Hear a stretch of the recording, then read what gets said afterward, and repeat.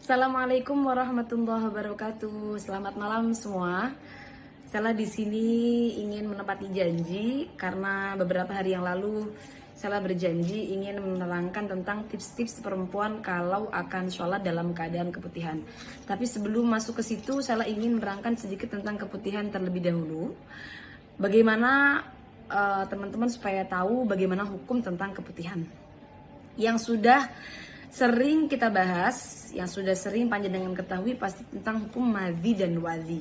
Kalau madhi dan wadhi tentunya dua-duanya hukumnya najis. Kalau madhi cairan putih, bening, lengket yang keluar karena terangsang atau karena ada syahwat, itu hukumnya juga najis. Kalau wadhi keluarnya setelah kencing atau setelah mengangkat beban-beban berat, ciri-cirinya itu putih, keruh, dan kental, ini juga hukumnya najis.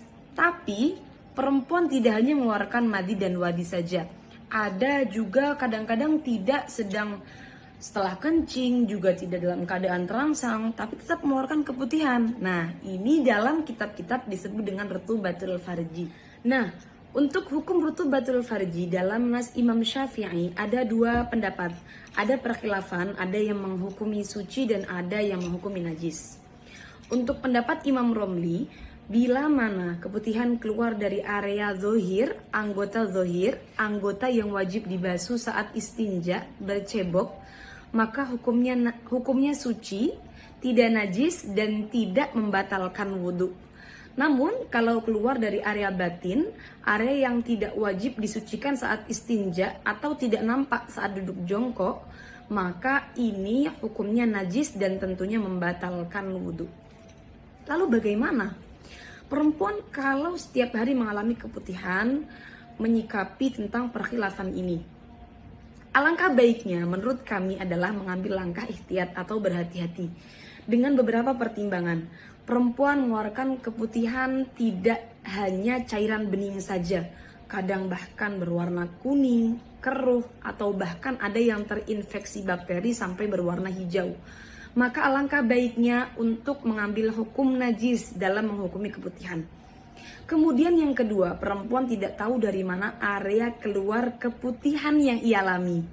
Maka alangkah baiknya juga mengambil hukum ihtiyat. Sehingga karena kalau mengambil hukum ihtiyat, maka berarti hukumnya najis. Ketika akan sholat harus disucikan dulu, harus dibersihkan dulu, harus istinja secara sempurna baru melaksanakan sholat.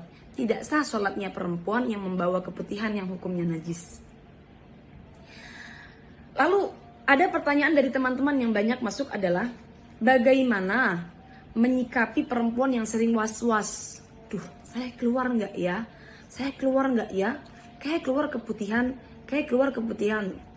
Kadang pas dicek nggak ada seperti itu. Jadi hanya was-was saja. Atau kadang ada, kadang nggak ada. Nah, was-was ini penyakit teman-teman. Maka harus dilawan. Menurut saya pendapat yang paling tepat, kita bisa ikut pendapatnya Shahibul Ibanah, pengarang daripada kitab Al-Ibanah, mengatakan bahwa perempuan kalau mengeluarkan cairan berwarna bening, lalu dia ragu-ragu apakah ini najis ataukah suci, maka hukumnya adalah suci dan tidak membatalkan wudhu. Jadi mantapkan hati bahwa jangan-jangan yang keluar itu bukan keputihan bahkan, tapi sisa cairan istinja, sisa cairan cebok. Tentunya ini tidak membatalkan wudhu dan tidak najis hukumnya. Atau kita bisa ikut pendapat Shahibul Ibanah agar hatinya tenang, mantap bahwa itu bukan cairan najis.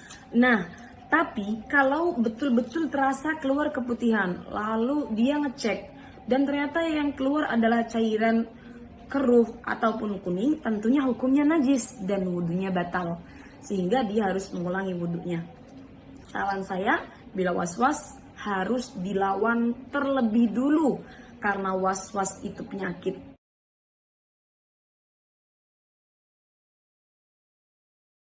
Tips cara sholat dalam perjalanan bagi perempuan yang keputihan. Sambungan video sebelumnya karena saya nggak ingin videonya terlalu panjang supaya teman-teman tidak boring ketika mendengarkan.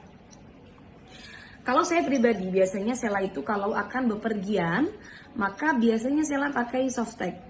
Jadi walaupun tidak dalam keadaan haid, Sela pakai softtek karena untuk jaga-jaga nanti di perjalanan mengalami keputihan, kemudian akan sholat.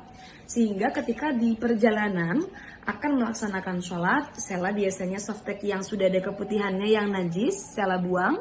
Kemudian Sela istinja dengan benar, dengan sempurna. Setelah itu ganti softtek baru kemudian melaksanakan sholat. Kalau teman-teman pakai celana, maka tentunya harus pakai softtek supaya mempermudah ya, kan kita kalau pakai celana sulit copot-copot celana, apalagi kalau celananya jeans bukan celana dalaman aja nih. Maka alangkah baiknya ikutin tips ini, jadi pakai softtek, kemudian ketika akan sholat softtek yang sudah ada keputihannya yang najis dibuang, ganti softtek baru yang masih suci. Nah tapi kalau kepepet gimana? Kalau pas gak bawa softtek ya terpaksa. Kalau seperti itu maka copot celana dalam yang ada keputihannya, baru kemudian istinja, sholat tanpa menggunakan celana dalam. Karena kenapa?